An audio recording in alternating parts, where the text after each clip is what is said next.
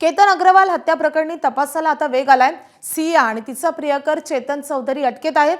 दरम्यान सियाचे वडील प्रवीण गोयल आणि आई पूजा गोयल यांची काल 11:30 तास चौकशी झाली आहे। यावेळी सियाचा भाऊ साहिल गोयलही उपस्थित होता।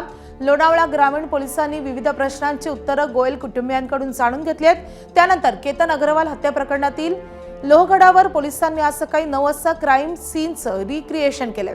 सीन रिक्रिएशनसाठी आरोपी सिया आणि चेतनला लोहगडावर आणण्यात आलं होतं। सिया आणि चेतनला लोहगडावर नेऊन पोलिसांनी केतनला दरीत नेमकं कसं ढकललं याचा सीन रिक्रिएट केला।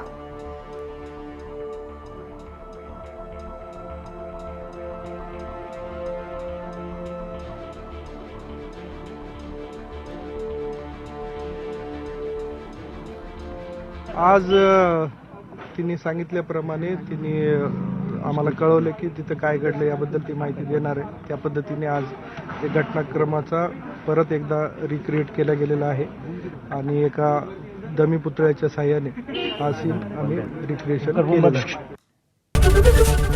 एबीपी माझा, उघडा डोळे बघा नीट।